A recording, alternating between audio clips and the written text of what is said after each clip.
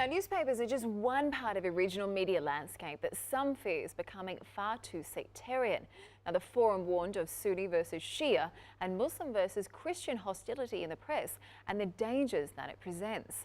Now, one country that knows all too well the challenges of the struggle is Lebanon. I met up with Lokman Slim, a panelist on this subject and a Lebanese national, and began by asking him how sectarianism in reporting started and the ways in which it's being manifested.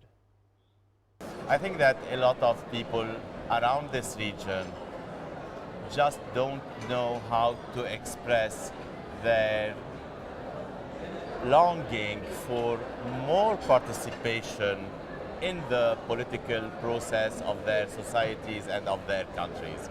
So by despair and by default, they shelter behind what we call the sectarian / religious identity.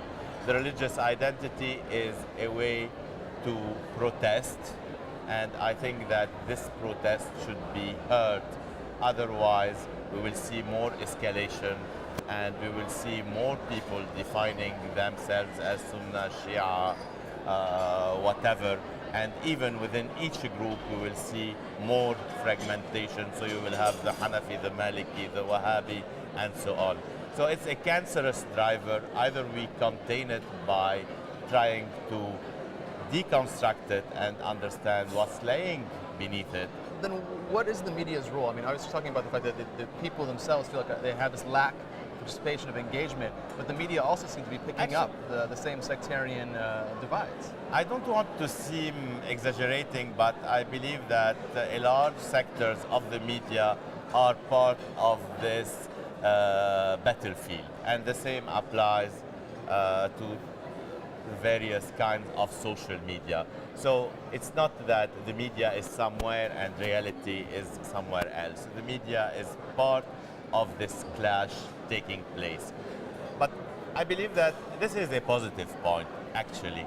It's positive because it implies that no one can say that he does not know what's happening. And how can the media or citizens themselves do that? Where do we go from here? Because again, it seems like we're seeing an escalation there. I think that the first step is to agree on having a kind of clear and frank diagnosis of the situation. And we have a chance that all these problems are being reflected in the media in a such blunt way. I think that if we start by making public, overt, transparent diagnosis, we will not fail to start devising plans out of this darkness. Do you think then press freedom is really at the core of taking this conversation forward and cutting down on sectarian divide? I mean, is that a big issue, you think, for the region? It's a huge issue, and freedom of expression in general and freedom of the media, I believe, is the only way to contain these waves of violence which are conveyed by some murderous media. Personally, I don't believe that we need more regulations, but we need more freedom. Okay. And finally then, maybe on a personal note for yourself, as an activist, how can you be an activist and also remain impartial to a certain degree? How do you balance that? I think that it's part of my self-defense to be an activist under these circumstances.